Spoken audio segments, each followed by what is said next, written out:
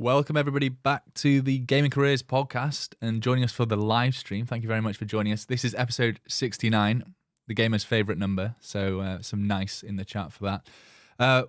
The main focus of this podcast today, weirdly, news has come in from all different areas of the internet, and it's all sort of surrounded around the topic of vertical content, both vertical live streaming and vertical videos like YouTube Shorts or TikToks or Instagram Reels.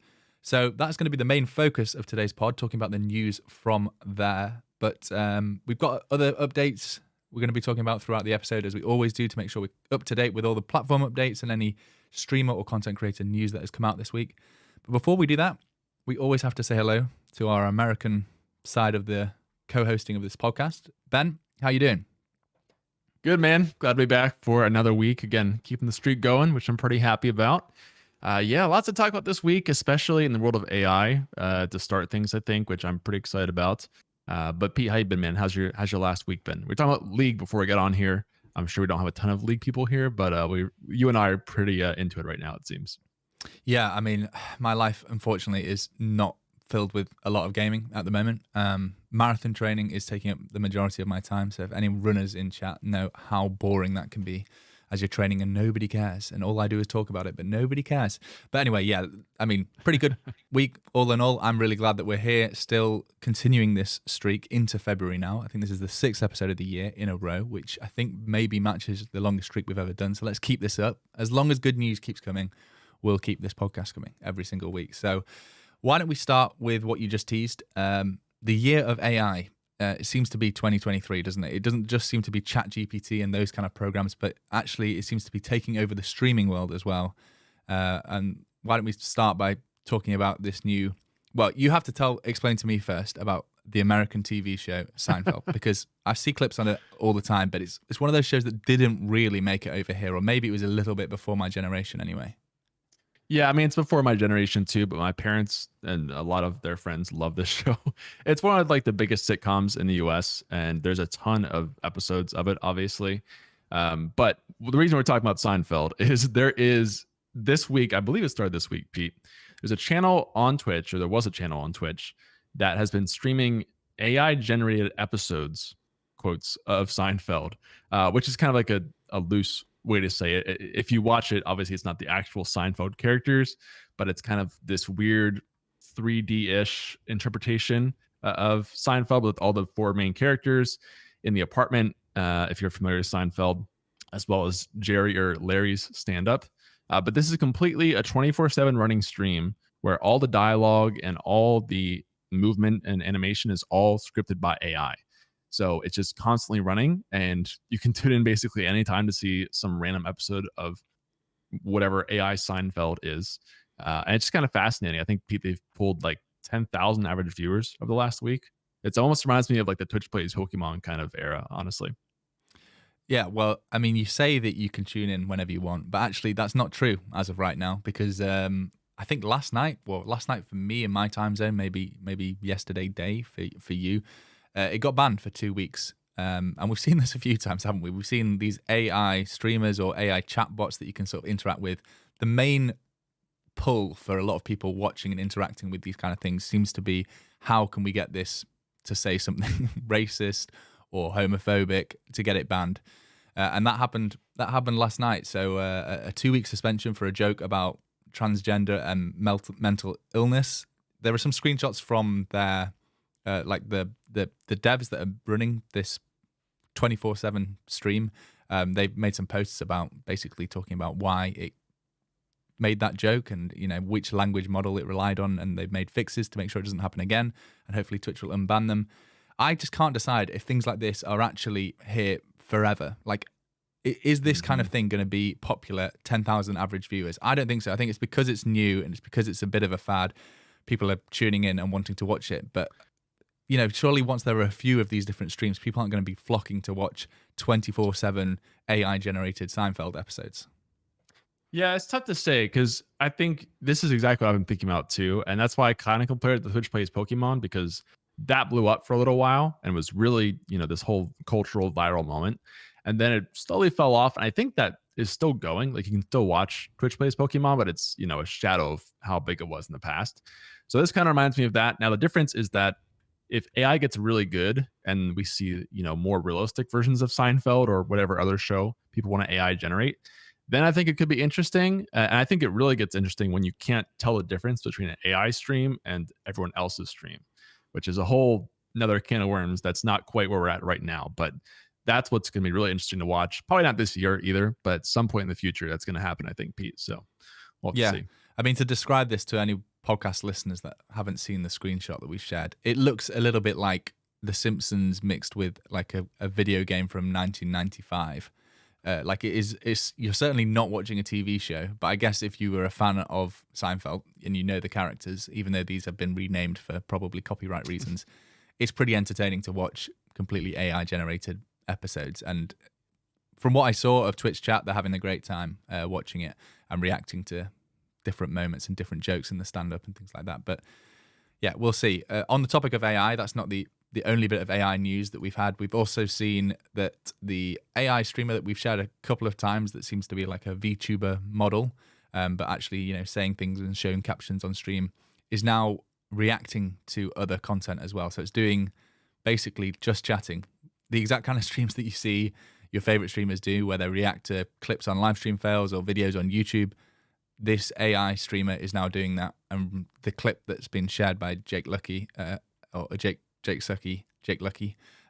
is her reacting, or the AI bot anyway, reacting to one of Forzen's streams and sort of talking about how he's playing the game. And just interesting to see like this meta evolving more and more to be like, now we've got an AI streamer watching a real streamer. So you as a viewer are watching an AI streamer watching a real streamer. Like, when does this become full circle and it's just AI viewers watching AI streamers watching AI streamers reacting to AI streamers or something like that? Yeah, I think it's only February, Pete, and we talked about this at the top of the year, but I think this will continue through the rest of the year. So we'll have to kind of see if there are other weird AI streams that come out. I saw one as well this week. If you guys are familiar with Asmongold, somebody trained an AI to replicate him with his voice and his stories, and it was pretty much indistinguishable from his actual streams for that bit. So we might even see AI try to replicate streamers at some point. And there's just a lot of things that can happen here. So again, I think it's most interesting when you can't actually tell if someone is an AI streamer or not. Someone in chat, teched out, said, how we know this podcast episode isn't done by AI, Pete. So you never know. Maybe we pre-generated this whole thing with the script and we're going to get banned for some error down the line. Well, I mean, the fact that we're reacting to his comment live, we're clearly a very advanced AI to be pulling in comments live on stream. But yeah, it's a good point. But we have to keep following the story, really, won't we? We'll have to see where it ends up being. I still think it's a fad. I don't think there's going to be a worry of creators being taken over by AI any real time soon. I think people want the human connection. But whilst it's new, whilst it's unique, people want to see how it works. Then they're generating a lot of viewership, aren't they? So yeah, we'll have to see. Let's move on to next story. Some updates on Twitter. I mean, we say updates on Twitter. This is really just like if you follow Elon Musk on Twitter and see what he's tweeting this week, we get an idea. But we've heard a few times from him that he wants to make Twitter a place for creators, not just our place, but the place for creators. And he wants to bring some form of ad revenue share to the platform. I don't exactly know how it's going to work, but he kind of shared some details this week. This is one of his tweets from the last week saying, starting today, Twitter will share ad revenue with creators for ads that appear in their reply threads. So my understanding of this is if you write a tweet and then an ad shows in the reply to that tweet, with other people's comments and your comments, then you will earn some money for the ads. But I mean, this is a classic Elon Musk tweet, really. There's been no details about this. You don't know, you haven't put your payment information in anywhere. You don't know what currency you're getting paid in. You don't know, like, if it's available for everybody. They've said that you have to be Twitter Blue verified to be able to earn the money, but there's literally no details. Miguel has even sent some responses here. What do the ads look like here? CPM, do creators get more dollars if a user engages with a reply promoted tweet below? Where do we see if we're eligible? Where do we see how much money we're making? Like, none of this has been announced that I've seen anyway. I haven't seen any screenshots or anything like that. So to me, it sounds like Elon just promising the world and saying that it's already live, but I haven't seen any examples of anyone actually making money from this. I actually went to look at my dashboard to see if I could find anything about monetization and, getting ad share. I've definitely never accepted any sort of agreement the same way you do with Twitch or something or YouTube to get monetization. The only thing I can think of is I guess they have super follows, Pete, which is like that subscription service. So maybe those people have access to that kind of revenue share. But this definitely seems like a very, very early tweet. And hopefully we'll see more actual details come out sometime soon. To your point, it's not the first time that Elon has tweeted something that is yet to actually have any details come out. So hopefully we'll see more of those, like the handle stuff. I'm definitely still waiting on my Twitter handle. So hopefully they'll get some info on that out soon if that really is happening. Yeah, I mean, that's a prime example, isn't it? He said that they were going to be releasing millions of unused handles that people would be able to claim. Haven't seen anything about that. Just seemed like a empty promise that is probably still months away. Another tweet that he shared, just basically reiterating what I said earlier, Twitter needs to be where a creator is highly rewarded for their time and talent. Yeah, this is pretty interesting to see. I mean, I don't think of Twitter as the place where creators go first and foremost right now. So No. I think it'll have a long time if they want to go to that point, especially YouTube. He mentions YouTube a lot, and I just don't really see Twitter competing with YouTube. I think even Mr. Beast has said it's not really set to that right now currently. Yeah, it just seems to me like it's one of those platforms that we concentrate on quite a lot because it does seem to have like a lot of important conversation between creators and streamers, but it doesn't seem to be any kind of monetization opportunity. In fact, the amount of brands that reach out that want to do sponsored content, even though my Twitter audience is like far more engaged and much larger than, say, my Instagram, they'll still want to work with me on Instagram rather than Twitter because I think it's just seen as like the monetization side of it doesn't exist on Twitter. Or maybe it's harder to track or something like that. One last update from Elon, and not a good one. For anyone that had the legacy blue verified checkmarks, it's going to be that feature is going to be sunset in a few months. So it's basically going to be going away. So any people that you follow that have a legacy blue checkmark, they will need to start paying to be able to have the blue checkmark and all the benefits that come with it. And importantly, they're all deeply corrupted, Pete. So they don't deserve it anyway, unfortunately. That is true. That is true. Right. Do you want to jump into the little bit of Twitch news that we have this week? Yes. Just a couple of feature rollouts, I think. Yeah, just a couple of quick ones. One of them we really already covered, I think, last week on here as kind of a rumor, and now it's confirmed.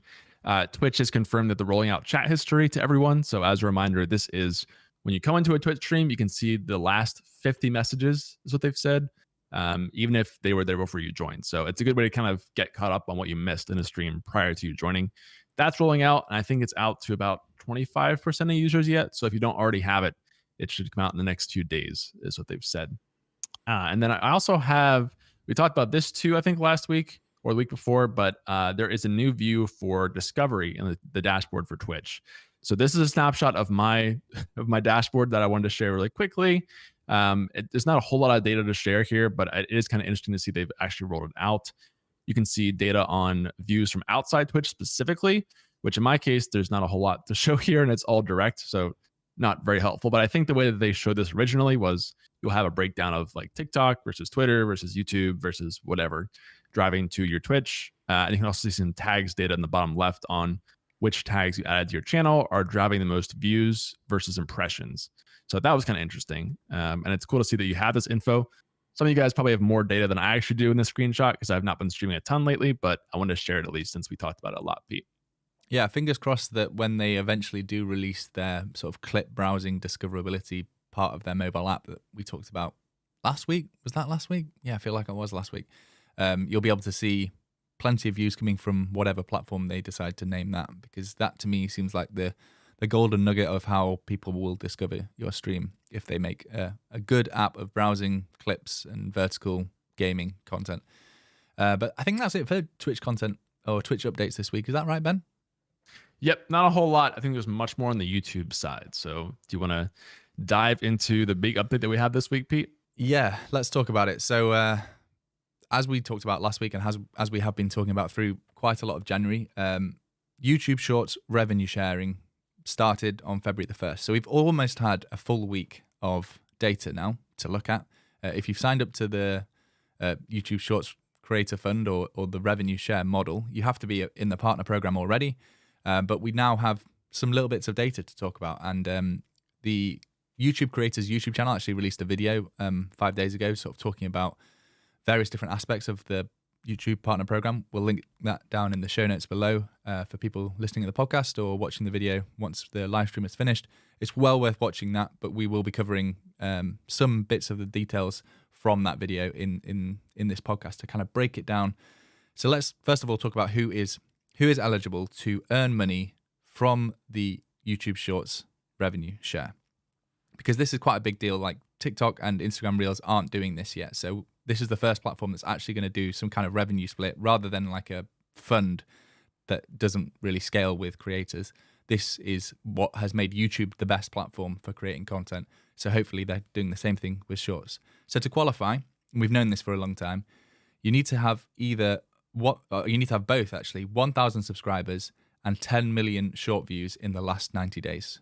Sounds like an obscene number to me, but I'm not a Shorts creator. So 10 million Shorts views maybe is easy to hit if you're uploading 5 shorts a day.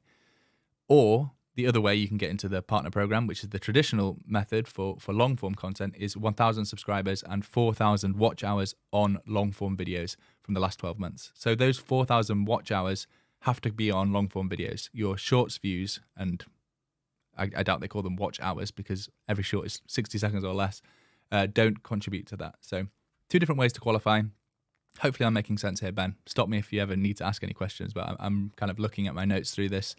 But those are the 2 ways that you can qualify for the Shorts revenue sharing. Let me just move this on to make sure that we're on the right section. So the shorts that you use to be able to qualify, they must be original content or content that you have put a funny or thoughtful spin on that you didn't originally create. So it has to be transformative, kind of similar to the fair use policy. So it must be obvious to the audience that you have either created the video from scratch and it's completely original, or if you are using somebody else's clips, that you're transforming it in a way where you're adding your own take, you're adding your own spin. You're not just taking somebody else's stream highlights, uploading them to your channel and trying to make money from that through the YouTube partner program. Does that make sense, Ben? Yeah, I think so. I didn't realize that about the creator piece of it, but it makes a lot of sense because there's a lot of React content or people using other people's content and making kind of compilation or clip channels. So I guess they're trying to combat that a little bit so that the revenue actually goes to the main creator and not people kind of ripping the content. So I think it's a good change. And I did want to say quickly on the first piece you talked about, I also think that 10 million shorts views is kind of crazy. Now I have very limited testing with shorts and everything, but I think the biggest TikTok I've got was like 2 million and the biggest reel was about 250,000. YouTube I've had like 32K, I think. So 10 million seems crazy, but again, maybe people are hitting, outside of gaming, there's bigger niches that hit that more consistently, or maybe just different types of games do differently. I'd be curious to hear from chat if you guys think that seems crazy, or if you've had experience maybe getting to some shorts, but continue with where you're going as well, Pete. Yeah, and it's not just the 10 million, it's 10 million views in 90 days as well. So like the window that you have to hit 10 million views in is very short. It's hard for me to remember how difficult 4,000 watch hours on long form videos is, but the fact that you have a bigger window, you have 12 months to achieve that to me sounds more achievable. But again, I am not well versed in the short side of things. Like I haven't had any of like the 5 or 6 shorts that I've made, which is clearly not a big enough number, go anywhere near that kind of viral. So long form content has always been what has worked for me. But YouTube has all of the data. So they clearly are saying 10 million shorts views is the equivalent to 4,000 watch hours, and even with different sized windows. Anyway, we're getting lots of comments in chat, so you keep on top of that, and I'll keep breaking this down. So how does the Shorts revenue share work? Now, this is more complicated than it needs to be in my mind, but I've since watched a couple of interviews with people that have worked with the YouTube Shorts program to explain it, and I guess it is the best solution, but it's relatively complex. So there's kind of 4 steps to it. There is the Shorts feed ad revenue is pooled. So what that means is each month, all of the ad revenue that is generated from Shorts is pooled together into one big pool. From that, they then make a creator pool. So that is a portion of the overall pool. And then some of it is just made into the creator pool and some is given to any music licensing that they need to do. So if you upload a short that doesn't use any music, then all of the revenue that short could have made goes into the creator pool. But if you use a short that has a single song in, the revenue is split 50-50. And if you use a short that has 2 songs in, then the revenue is split 33-66. And this isn't revenue to you, remember, this is revenue going into the creator pool, which later gets diluted even further. So let's summarize how far we are so far. Shorts ad revenue is pooled, and then a creator pool is calculated based on how many of the shorts in the whole pool have used music and haven't used music. Step 3 after that, the creator pool is then allocated to creators. So each country will have a different creator pool because it's different currency and different advertisers. And then that amount of money is then allocated to creators based on their share of the total shorts views. So the example that they use in the video, which is obviously ridiculous, but let's say that you, Ben, with your shorts upload, contributed to 5% of all of the shorts viewership in America, which would be an obscene number. But then your portion of the creator pool would effectively be 5%. The final stage is then the shorts revenue share is applied. That then means that you split the money with YouTube, so you take home 45% of your creator pool section. They take home 55%. It doesn't matter if you've used music or not in your shorts. They don't want to discourage people using music, so that's all calculated into the creator pool and then your individual amount. So it sounds like it starts as a huge circle and it just gets smaller and smaller until you eventually take home your little, $5 check at the very end. I've tried my best to explain it. The YouTube video may well have done a better job, but ask me some questions and maybe I can help clarify a bit more about that, Ben. Yeah. So I a couple things. First of all, it's really interesting to hear that they are not necessarily discouraging the use of music, because I thought that'd be one thing for sure. You'd have to not use copyright music. I think even TikTok makes you confirm that you don't own, or you own or don't own rights to music when you're uploading now, like with a manual verify. So it's cool to hear that you can still use music. It would just be a less revenue coming to you essentially, or I guess going to the pool, right? Not necessarily to you, just less going to the overall fund. So that part is cool. One thing I don't understand fully is I thought that I heard them talking about different CPMs too, because that's a big thing on YouTube traditionally, right? Is you'll have different monetization rates per different channel types. So I wasn't clear if that affects shorts or not. Did they mention that at all in the video? Yeah, they don't actually in the video, but in an interview that we'll talk about in a second, they do get into that. So firstly, let's talk about a couple of data points that I have. So looking at the shorts that I do have on my channel, it seems that the RPM, which is the revenue per mil or revenue per 1,000 views, seems to be around 5 cents to $1. And that seems to be pretty consistent across the people that I've spoken to. But actually, if my understanding is right, there aren't any individualized CPMs, RPMs. It's just used from the pool and then possibly dependent on the country that you live in. So I actually don't think CPM and RPM are going to be different as long as you're creating in the same country as somebody else. It should be the exact same amount. It's just the amount of views that you have contributed in your country in, let's say, a month to the pool is how much you then take home. Well, you then split that with YouTube, but that's your portion of the pie, so to speak. So the CPM or RPM should actually be the same, if my understanding is correct. So yeah, it's a good question, and I kind of followed the same train of thought. The other thing that you mentioned, the music side of things, like that kind of confused me when I first started thinking about it, because certainly for me and anyone that's created content on YouTube, or even people that really care about DMCA on Twitch, have always had the mindset of don't use any content that you don't own the rights to use. YouTube doesn't want to discourage people from using music in their shorts because they know how big of a reason that was that TikTok became successful.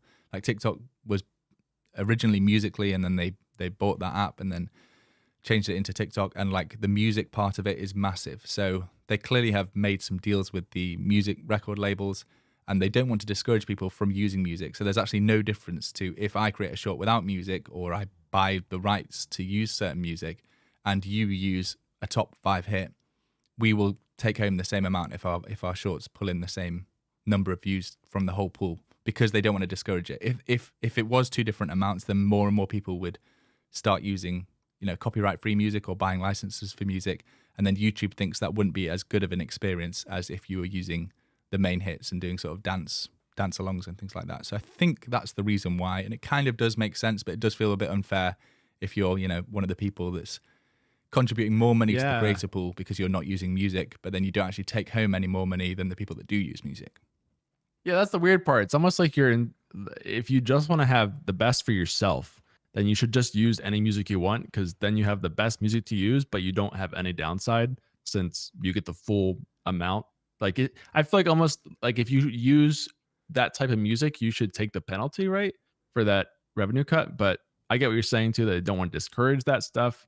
So it's kind of tricky. I feel like it might just lead to a smaller pool overall because everyone just wants to use popular music and not the copyright free stuff. There's basically no reason to use copyright free stuff because you're only hurting yourself theoretically in that way, you know?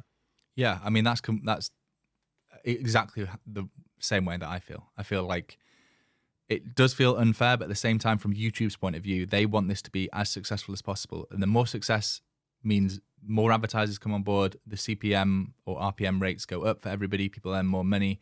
So they just want what's best for the platform, and they think that encouraging people to use music is great for the platform. And it's probably going to encourage, like big music pop stars to also create shorts with their music. So maybe that's a side of it as well that we hadn't thought about. If you want to learn way more about this, then the excellent Colin and Samir have a new YouTube channel for their podcast, which is called Creator Support. And their latest video that they uploaded 3 days ago at the time of recording, they talk to 2 YouTube employees who are like 2 of the most important people that are in charge of YouTube Shorts and this whole monetization. They asked them tons of questions. I haven't finished it. I didn't have a chance to finish it before we went live today, but there's loads of great info in there about their decisions on all these different aspects. So I would heavily recommend checking that out. Again, we'll link to it in the show notes and all those kind of things. But if you haven't got any other questions about it, Ben, then shall we move on to talking about the new Aitum update? Did we talk about the actual, well, you talked RPM, right? Like how much money people are making off shorts realistically? I mean, have you seen any info come out on that yet? Yeah, I mean, we can quickly cover. So I covered that it was like 5 cents to 10 cents per 1,000 views was what the number that I was seeing after asking a few different people. But if you want to calculate that forward and actually what does that mean? If you got a short with 1 million views, that means that short would earn between $50 and $100 at the time that we're recording this. Or if you had a channel that got 100 million views per month on shorts, that would equate to $5,000 to $10,000. So, I mean, not impressive numbers at the moment, but I believe that this is going to be one of those things where it starts slow, kind of like the YouTube Partner Program did originally, and grows over time. Because what nobody knows right now is it going to be a platform worth advertising on for advertisers? If it is, then more and more advertisers are going to get on board and start to raise the rate that you're having to pay to have an ad on the platform. So those rates are going to increase for us as creators as well. So it's very early days. I realize it sounds super disappointing when you're talking about 1 million views short getting $50 or $100, but these rates should go up over time if it's a successful platform. And I trust the brains at YouTube who have managed to create what I think is the best monetization strategy for creators or platform for creators. I reckon they're on target to do it again with shorts, but it is disappointing at the moment. And there's a lot of headlines and tweets that I've seen of people being disappointed with how low the RPM appears to be. But it's early days, so yeah, we'll have to see. To be clear, I think it's still the best vertical monetization stuff here. Like TikTok is, they may have lots of views on TikTok, but the creator fund system just doesn't scale very well compared to this model. So to your point, hopefully there's already more money to be made on YouTube theoretically than TikTok, and it will only get better if the ad system improves. So yeah, maybe I'll just explain why I think why those creator funds programs like the one on TikTok don't scale is because let's say they have I can't remember what the TikTok figure is. Let's say it's $1 million. The more popular TikTok becomes, the more people creating on it, the more people viewing the ads on that platform, the less money you're actually earning because the creator fund isn't increasing past 1 million. It's like a capped limit. And then if it's getting more popular, then you're getting a smaller portion of that $1 million. Whereas YouTube's ad revenue share is literally a revenue share. So as the platform grows, as advertisers start to spend more money, as more advertisers come on board, that revenue is shared with you. So that's why it's better, hopefully, just to clear things up. Yeah, exactly. Which is why I think it's a big deal this launch, because it theoretically, if you just want to make vertical content, this could be a game changer for you. And if you do pull really big numbers, then this could be a really big boost to you theoretically for the top vertical creators who don't do traditional long form or streaming kind of thing. So I think that can't really be understated if that is what you've been doing and you want more ways to monetize. But speaking of vertical, maybe we should jumping into Aitum as well here, Pete. Yeah, let's do it. Pretty big update actually this week. This is a really exciting one, like something that I think people have kind of wanted but not known how it would look if a solution was built. But effectively, if you don't follow some of the big channels, like Harris Heller talked about this, I think he's an investor in the company now as well. But Aitum, which is kind of like a streamer bot style software, a piece of software that allows you to control various different aspects of your stream, or have channel points or subscriptions, or any kind of integration controlling different aspects of your stream. Really, the possibilities are endless. They have released a new plugin called Aitum Vertical, which I'll actually share my screen here and sort of show their promo video because I think it's got some footage in it. It effectively allows you to turn OBS into two separate preview windows or two separate canvases. Your usual 16:9, which you can use to stream to Twitch or YouTube or record videos or however you use OBS normally. And then also a vertical section, which allows you to stream or record your vertical content. So it actually opens up two new source and scene windows where you can actually arrange your sources and scenes. So you can completely build your vertical scenes however you want. They can be as different as you want to your 16:9 scenes. And then you can actually link them together. So when you swap scene on your 16:9, it will swap it also on your vertical video. So the idea behind this and why it's so clever is for people that want to be streaming to, let's say, Twitch or YouTube, and also streaming to TikTok or Instagram Live, which Twitch now allows you to do. You can effectively do that using this plugin, as long as you have, the access to stream to TikTok, which is pretty difficult to get at the moment. But there's also an extra side of this where you can sort of use a replay buffer style feature of the vertical side of things. So let's just say you're streaming, all you're doing is streaming to Twitch just like you normally would, but you do have the vertical side of things set up as you wish to. If something happens on your stream that you find funny, you can press a button and it can save the last 20 seconds, last minute, last 5 minutes of your stream, but the vertical version of it. And then that's super easy for you to then post to TikTok, Instagram Reels, YouTube Shorts. So really, really smart plugin. And they've thought about a lot of things right out the gate for release, like linking the two scenes. I think that's super smart. So it means you don't have to, constantly be thinking about switching two scenes or build your stream deck to be, building a multi-action to switch two scenes at the same time. Ben, have you tried this yet? I feel like I've been talking a lot over the last minute. Have you tried this yet? What are your thoughts? Yes. Tell me about it. This was the thing that finally made me install OBS 29 because I had just tried this plugin. It's very, very cool. And I think there's a lot of cool things about it. I think my thing I'm most excited for is definitely the ability to just stream on vertical platforms like TikTok, especially. To your point, it's kind of hard to get the stream key on TikTok, which I believe you have to get 1,000 followers on there first. But I do think that if you're able to stream on TikTok, that's an amazing way to grow right now. And it's just been really hard to figure out how to stream to Twitch and to Instagram or TikTok at the same time on one instance. So this makes it super easy all in one browser. That part's really cool. I love also you can change the actual scene for the vertical to be different than what's on your main, your Twitch feed. So if you just want to have the gameplay or you want to have a smaller face cam or something, you can customize that. So it's not just, cropping awkwardly from your main scenes. There's a lot of customization for it and I'm still kind of testing it, but I'm more motivated now to get the stream key for TikTok because I really want to try out the multi-stream. So that's my current focus. And shout out to Exceldro in the chat, by the way, for being here. Yeah, and, of course. Helping out on that. The hero Exceldro, who's often watching the podcast live, has been one of the main contributors to the dev work for this. And some people already getting answers on questions on chat, such as, can we use the same transition at the same time in horizontal and vertical?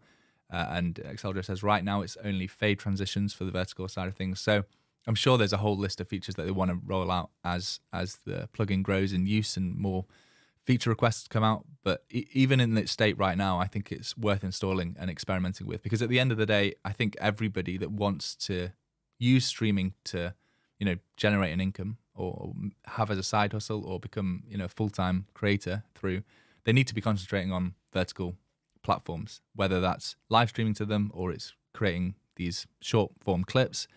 This plugin makes it probably 10 times easier than it has been for a lot of creators previously. A lot of people don't have the experience or don't have the time to be able to edit together, these vertical form clips. And there's been, several different websites like Streamladder that we've talked about in the past where you can sort of turn your Twitch clips into vertical video formats. But you have to show it where your webcam is and edit it together and then export it and all these kind of things. The fact that this is now just built straight into OBS, and yes, there is a little bit of extra work that your PC is doing to encode two things at the same time if you are streaming or recording at the same time rather than just using one or the other.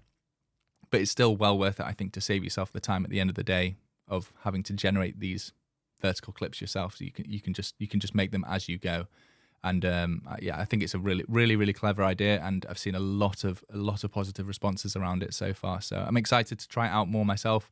It does require, like you said, the latest version of OBS, but going forward from OBS version 29, I think is what we're at now, it will be supporting versions from this point onwards. But you do need to be up to date to start using it today. So yeah, really excited to try this out. I mean, Ben, you're the one that's going viral on TikTok with all your League of Legends clips, so you need to get this installed ASAP, I would say. I know, I'm trying. I mean, so one thing I want to say about this too is it gives you a lot of control over how you export if you want to make clips vertical. I've had a lot of good success with just literally just ripping a clip from my stream and posting it on TikTok and YouTube and stuff without any additional editing. So I can use this as is and just push it out right to TikTok. I don't know if you want to edit more, you have the option to do that. What's nice is you get like the source file itself instead of like a Twitch clip or something that Streamladder takes. So you get the real raw file for it, and you can customize it if you want to have different movement around. I guess you could set that up with, a Stream Deck or something like that too, to take out some of the editing from afterwards. So it's a lot of control, but it does make me very excited. And I've already posted more vertical stuff, even today, Pete, honestly, just after having tested this. So it makes it really easy to just get more of that stuff, because I feel like with vertical, quantity is more important than quality in a way. I could be wrong about that, but so far that's what I've seen. And this really helps you kind of get to that quantity level. Yeah, I think that's 100% true. I think nobody is going to your channel page and like looking through your last 9 TikToks. Or at least that's my presumption. Whereas some people might do that with long form video. I think it's 100% about just quantity and just trying to find a formula and a style that works. You look at some of the things that have been really blown up, like the sort of man on the street interviewing people. How much do you pay on rent? He's been creating content for years until he stumbled across that formula, found that it worked, and then has now replicated that to the point where it's his full-time job and makes a lot of money. I think, again, Colin Samir have an interview with him that I listened to recently. So it seems to me like you should be just trying lots of different things, and short form is the perfect platform to be testing that kind of stuff on. Yeah, fully agree. So if you've not already tested out, I would definitely check it out, because it's available for $29 and it's free. And I think they've had like 20,000 downloads already, Pete, which is pretty cool. So make sure we jump on that train if you're looking into vertical, which I think if we have time, I'd like to get through a listener question here. This is one thing that I always need to do. Yeah, and we always kind of go for way too long. So this one was from last week's episode, actually, on the YouTube video. So reminder, you can always watch these after the fact on YouTube if you miss it. It was from Random Hero, who asked, I would love to hear about multi-platform streaming solutions. So Twitch, YouTube, Facebook, TikTok. If someone were coming in fresh and new to streaming, what would be the pros and cons of going down this approach instead of choosing just one platform? So I thought this was pretty interesting, Pete. We talk a lot about multi-platform stuff and obviously all the platform updates. Well, you want to start this one off with your thoughts on multi-streaming for a new streamer versus just picking one place? Yeah, I think there's two schools of thought here. There's the school of thought of, you can try and find a platform this way that maybe generates the highest viewership that you can then concentrate on. And then there's the other school of thought of you're never gonna grow if you're concentrating on so many different platforms and you're consolidating chat all together, and your community isn't interacting with each other because they're all on different platforms. I think realistically, it would be better off you thinking about what kind of platform your content does best on. What platform do you consume the most of that kind of content on already? So for example, if it's gaming related, Twitch does seem to be like the primary platform for live content around gaming, although YouTube has definitely made strides there. And then you've got, Facebook and TikTok and places like that. They're certainly starting to become more accepted as multi-stream platforms, with Twitch allowing, Instagram and TikTok to be streamed to vertically at the same time. So you can certainly experiment with those kind of things. But I wouldn't worry so much about trying to find the right platform as much as trying to get the reps in to become a good streamer, no matter which platform you're on. We've seen that the numbers between Twitch, YouTube, and Facebook, you can be a successful streamer on any of those platforms. But if you love watching content on Twitch the whole time, and you literally would have to create a Facebook account to start streaming on Facebook, then I think your heart probably lies with streaming to Twitch, because that's the platform that you watch and you want to emulate success on. That's my thoughts. Yeah, I think that's really fair. Like, go for the thing that you already understand and love the platform. If you have that, I think that makes perfect sense. And by and large, I still think that it's the most straightforward to pick one platform, because for a lot of people, even figuring out how to multi-stream and do all that is kind of overwhelming and maybe too much to worry about. And there are some negatives to it, especially if you build up an initial base of trying to merge chats together and something happens on this one platform, then you have to explain it to other people on this other platform. Although I do think there's some benefits. Like, I think if I were starting out for the very first time, I'd probably multi-stream if I could do it kind of easily, because I do think that getting like the first few people into your chat to talk with is like an important thing to kind of get you into streaming. If you just, you say you pick Twitch and you never get anybody coming to your stream the first week or something, it's pretty unmotivating to keep trying to stream, versus if you multi-stream and maybe you have like one or two people come in on one of the platforms, you just have a better chance of that happening. And then from there, you could pick one platform if that one works really well or you like it. But I think like having the small win of having somebody come in, you're more open to that if you multi-stream when you start. So for me, that's what I would do personally, just to kind of get you used to it and a little more of the dopamine feedback. I think that's a great answer. I think hopefully Random Hero is staying subscribed to the channel and will have either seen your answer today live in chat, or maybe he watches all the VODs or she watches all the VODs, and we'll see it afterwards. We'll have to make sure we tag them and give them a timestamp. I think that's probably going to do it for today, for tonight.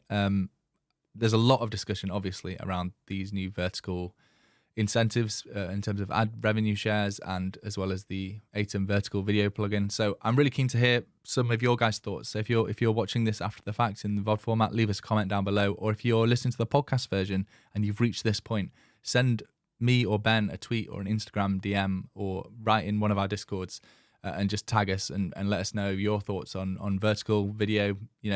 Are the RPMs so low that it's not worth doing? You need 1 million views to even earn $50 to $100, or are you excited to see where it grows to in the future? I think both responses are valid, and I've definitely seen YouTubers with both of those two responses. So it'll be interesting to see from this point onwards where they go. Thanks as always for listening along live. We had loads of chat tonight, and Exceldro being in there answering loads of questions about the Aitum Vertical plugin, doing absolute God's work both in the dev side of things as well as moderating our chat for us. So yeah, really appreciate that, and we'll catch you next week with more streamer news and updates. Peace. See ya.